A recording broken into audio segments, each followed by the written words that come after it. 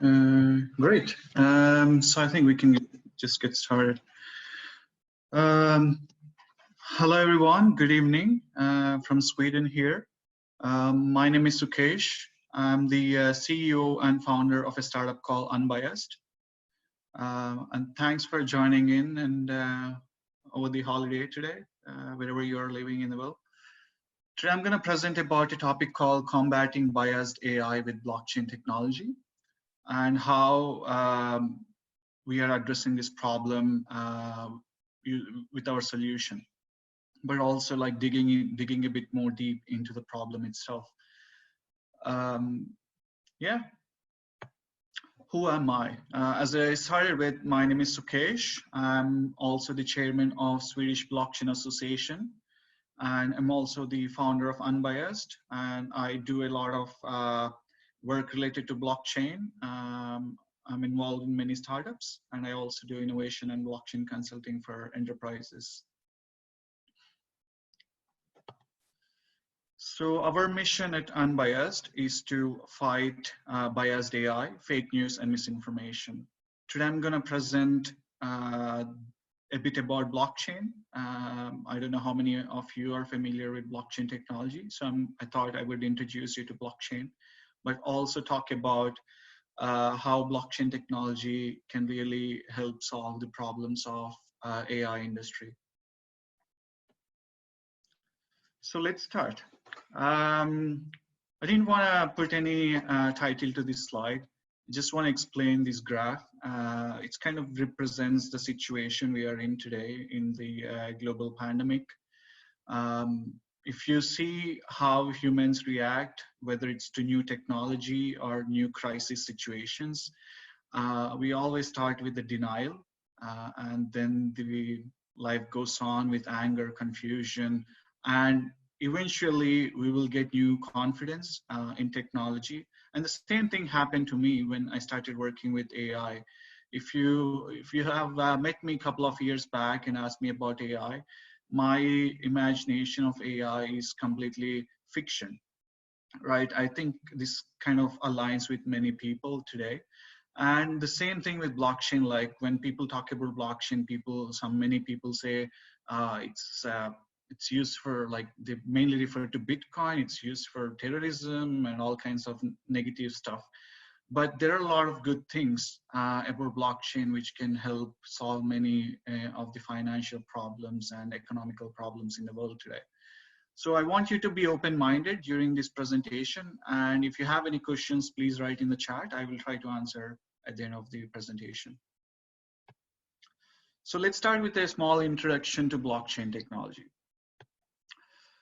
I usually try to start with this slide when I talk about blockchain. It kind of represents like the society we are living in today, right? So, and one of the good examples is that the other day I came across this news article talking about United States giving out the money to the banks to offer to people and the small enterprises in United States, for instance.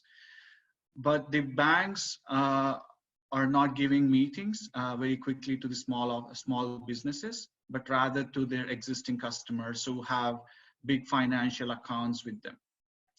So the money is not reaching to the common people. And this kind of represents in various parts of our societies today.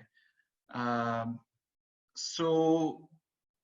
this is one of the reasons we saw the financial crisis in 2008 as well, where the banking systems collapsed with bad loans. So blockchain 101, like everything started once that financial crisis happened. There came the Bitcoin white paper, and we have some anonymous founder or a team of people called Satoshi Nakamoto. And I usually say that this is when the start of decentralization movement and the era of new open source technology became mainstream. With the announcement of this white paper, and since the inception of Bitcoin, there have been many new technologies coming into blockchain space each and every day, and new innovations, new services. It's kind of disrupting the ways that we do business. And let me show you how. in the next slides. So I say blockchains enable trustworthy environments. Why is that? Today, if you do business between two organizations, you go through a centralized trusted party or authority, whether it's doing a land sale or registering, doing a financial transaction, or any other type of business transaction, it goes through a centralized party today.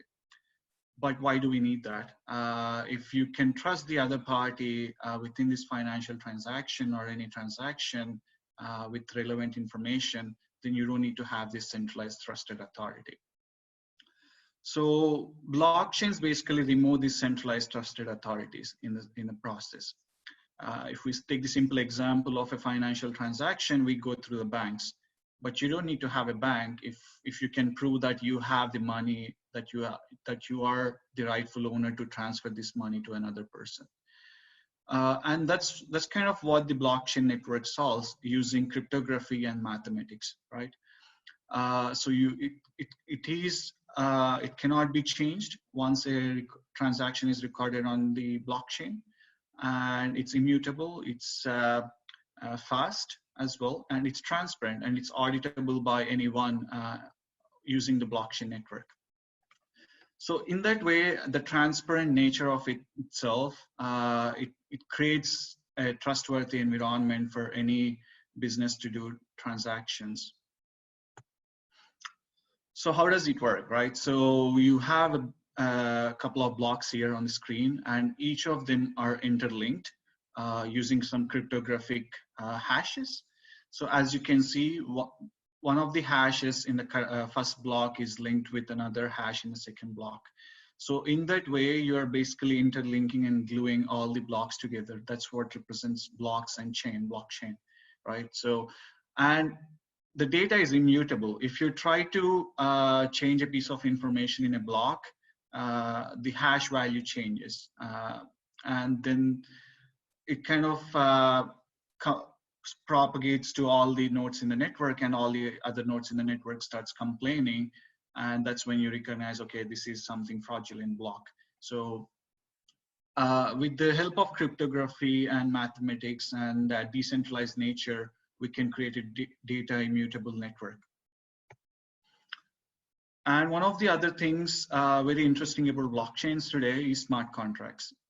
Smart contracts is kind of like, if we take the simple example of a land registration, right? So when you're trying to sell a piece of asset to other person, you go through a centralized party like a brokerage firm who makes sure that the money is transferred, and then you transfer the agreements and everything is aligned through this centralized party. And using smart contracts, you can validate the information and trigger specific events only when certain actions happen. And these cannot be changed by anyone else unless you have the appropriate authority to do so. So yeah, in that sense, like, these smart contracts can be used for in many business processes. So there are many types of blockchains out there today. Since 2008, there has been numerous blockchains out there, public, private, hybrid, and a lot more permissionless. You can learn more about it on the internet. Let's talk a bit about AI now. So when we talk about AI, like, people kind of just throws everything in, like machine learning, deep learning, natural language processing, and now there is another domain of transfer learning, everything into one umbrella, right? So like, people always try to mix the data science and AI and all kinds of stuff. So in the age of AI, the data is the fuel for the era of AI. So when you are building algorithms, machine learning algorithms, you need data. You need structured data, which can be used to build more accurate algorithms and build more quality algorithms. So, but at the same time, there are many problems. If you have poor data quality, then it just becomes garbage in, garbage out, right? So the algorithm's performance is poor as well. But the other constraints are also, like, if your data set is biased towards a certain group of people, then your algorithm is also biased. But in order to make sure and ensure that you build an algorithm which is fair for everyone, it takes a lot of time, it takes a lot of data, and it involves a lot of cost as well. Okay, there are many service providers which provide the data today, but one of the key questions is like, how can you establish trust when they're providing the data? Because we have the technology today which can generate synthetic data, which can generate artificial data. So how do you know exactly human intelligence is being involved in these data sets? So there are platforms like Mechanical Turk, for instance, which provide access to almost 500,000 people across the globe. And these people participate on different kinds of machine learning data sets today. They help build these data sets. So they are like the fundamental layer of building algorithms or applications of machine learning and AI. But there is no trust or there is no transparency in the process, because everything happens behind the scenes, and there has been numerous researches where the quality is bad. The second thing is there are lots of spams and bots in the system. And at the end of the day, the people who are actually working on these data sets are a small group of people. Even though the overall workforce is 500,000, there are around 1,000 to 5,000 people who actually work on most of the tasks. So there is no clear transparency. But if you go through like a centralized source, like let's say some third-party contractor company like Scale.com or Figure 8 or Crowdflower or any of these platforms today, where you can source these data sets, you just have to trust these service providers, what they're saying, right? So if you don't want to trust them, then you have to evaluate the results, the quality, all by yourself again and again. So it adds more time and more cost to the process. So basically, there is no trust and transparency today in generating this data or collecting these data sets. And one good examples about bias is, I don't know how many of you are familiar with a data set called ImageNet. So ImageNet is the fundamental data set which kind of created the platform for the autonomous cars or computer vision algorithms that's out there today. But in the recent studies and the recent research done by the people who are working on this image dataset in the very beginning, this research was done during December last year, and based on their analysis is that the dataset that these people build, they have no idea of what's in them. And this dataset has been fundamental in many applications out there today. And apparently there are many images that are kind of biased towards a certain group of ethnicity and religion and so forth. So one must ensure when using these kind of open data sets that you need to understand exactly what are the parameters in this data set and how are these data sets sourced, what exactly does this data set contain, and so forth. And now the latest innovations in AI industry is the natural language processing algorithms with transfer learning, right? So the so-called transformers. So these transformers, I think many of you today are using them. If you are using Google Mail, for instance, Gmail, it predicts your next sentence, what you're typing, right? So the algorithms behind these prediction is basically transformer algorithms like BERT, and even Google employed transformer algorithms in their search engine as well. But if you actually put these algorithms to test by putting like some kind of racial questions or some kind of complexity or questions which generate more something related to diversity or race and religion and all these kind of complex questions, these kind of algorithms doesn't perform well. The results are really not good in that sense. But these are being used in many applications out there. And for instance, these are being used in judicial processes, in giving sentencing, in recruiting people, and so forth. So, and there has been already regulations coming along the way. For example, in some states in US, there are already regulations where if you're using an algorithm to recruit people or in HR processes, you need to have it audited. You need to clearly show what's the source of this data set, what does this data set include, and so forth. And the similar results we saw in the latest announcement of EU AI white paper in February, where the title of the white paper is basically trust and transparency. So we are moving in this direction where we want to see more trust and transparency in the data that's being used to build these algorithms. So that's where, so let's talk a bit more about this. Like, if you look at the pipeline that's on the screen right now, in a machine learning pipeline today, you collect the data, you label the data, then you train the model, and then they deploy the model in production and then see the effects and repeat the process again and again. In each and every step, we have human bias. And whether it's a group of people sitting in States or whether it's a group of people sitting in India developing these applications, each and every one have their own prejudice bias, and the team itself has a common bias as well. So this kind of impacts and creeps into the algorithm as well. So one must be transparent about how they're building these algorithms, how they're sourcing the data, what's the fundamental basis in order to generate these predictions and so forth. And that's where I see the collision of these two different domains of blockchain and AI, because blockchains brings this trust and transparency with it, while AI brings this complexity of enabling this transparency, because AI itself is often referred to as a black box solution, right? So how can you make it much more transparent? How can you make it much more open so that everyone else can trust, and also increases trust in using these applications? So this is more about what we have been doing.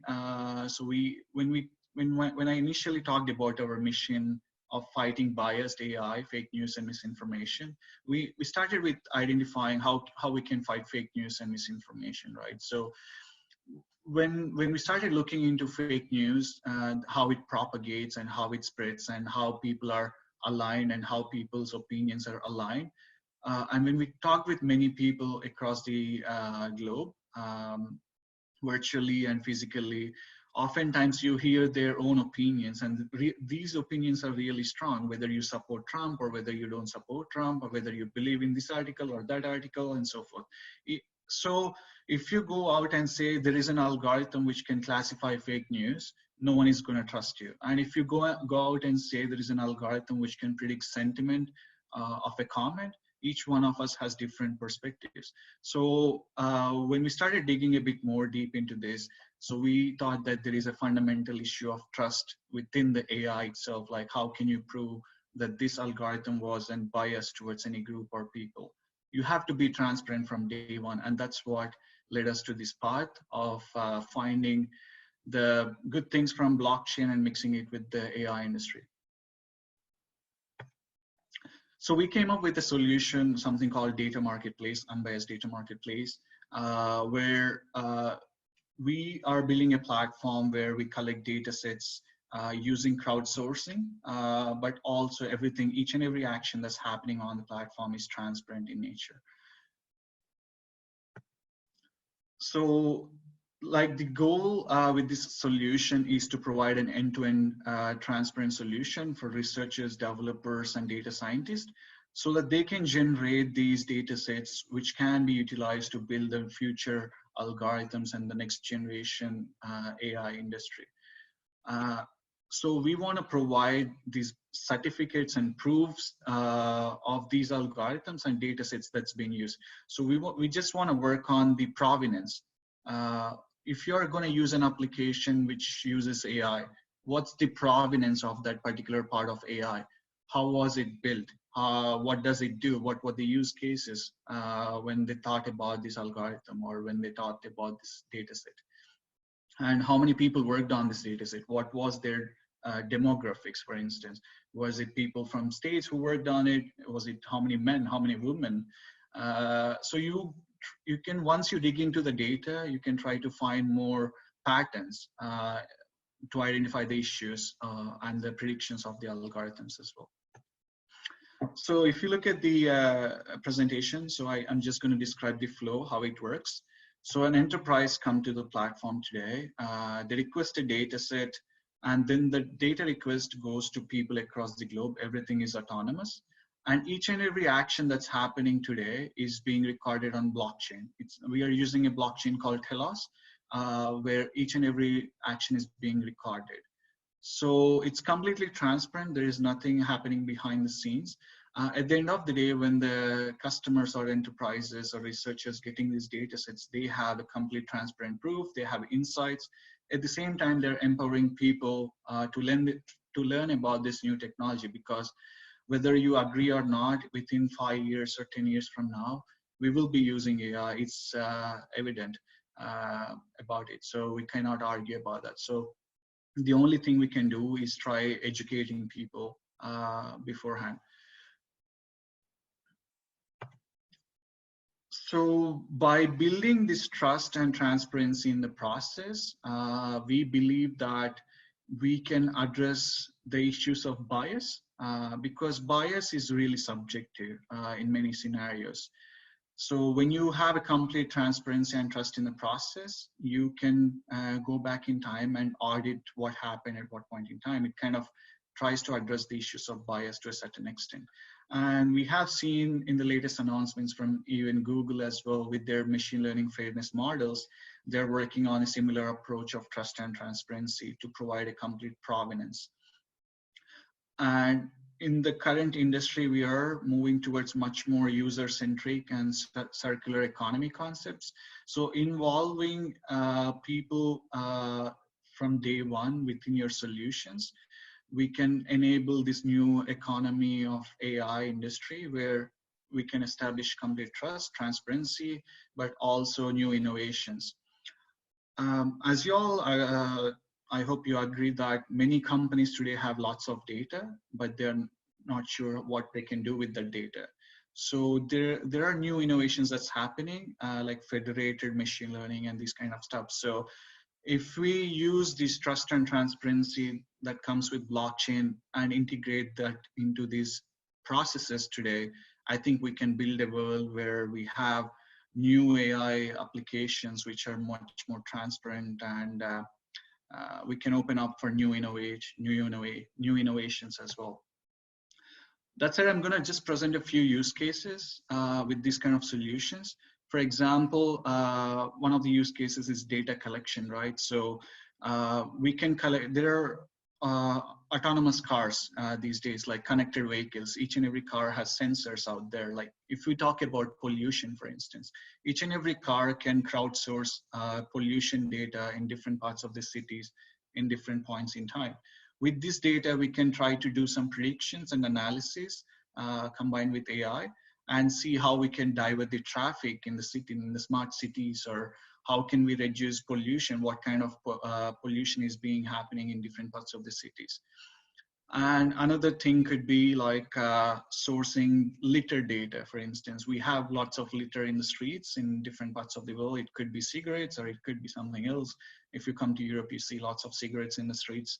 So when you don't know exactly what's the source of this litter, what's resulting in pollution, you can't really solve the problem. So when people are walking on the streets, they can just take a picture, like it's kind of like a Pokemon Go, right? So you go out on the street, walk around, and then you take a picture of some litter on the streets and crowdsource this data, involve people, educate them about these things.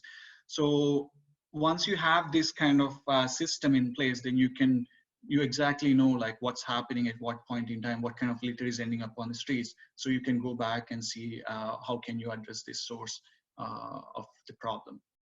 And the same thing applies to speech algorithms, or natural language, or autonomous cars, or healthcare, and all these kind of complex algorithms out there.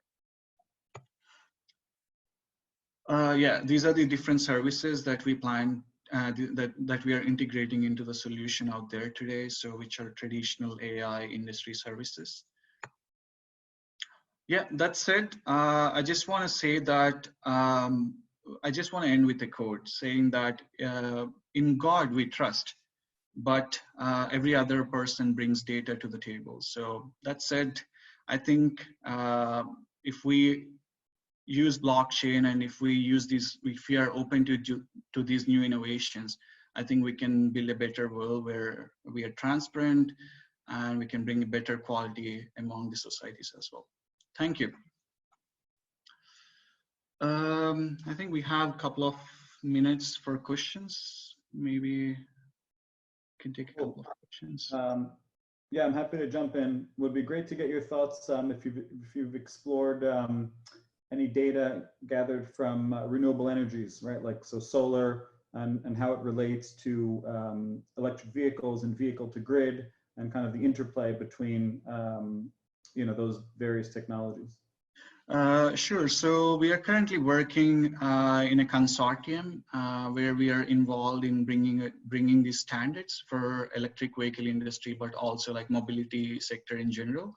So the standard the standard is mainly focused on the data marketplace itself, where we are trying to standardize different types of data out there, like coming from various sensors and so forth. When we talk about this particular scenario, one of the use cases that comes to my mind is there is no data sets out there today to understand how the battery is being degraded over the time based on the usage patterns of the car or whatever that you're using for. So when you have these data sets which are kind of anonymized and are not related to, not being identifying a person, if we have these data sets combined with the battery degradation, like how the car is being used, for instance, and how the battery is being degraded and various other parameters, and you should be able to trust this data because this can be faked as well easily with some scripts. So you can just create some random data and say that, okay, this data is from some electric vehicle. So how do you trust it? So that's where like the blockchain comes into play, so that you can trust this data and the data set has a value which can be consumed by someone else and so forth. Yeah, I think that's where we have been looking much further and trying to standardize the structures of how the data should be recorded on blockchains, because blockchains are not good for storing huge amounts of data. They are good for storing events or logs or audit of what happened at what point in time. So we are trying to come up with these different solutions on actually storing how we can establish trust, but also make sure that there is no complexity being added into the process. Makes sense. Thank you. Any more questions?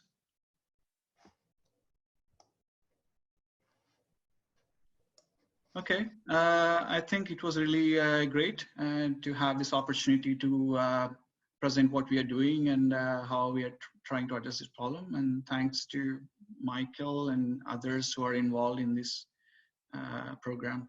Thank you.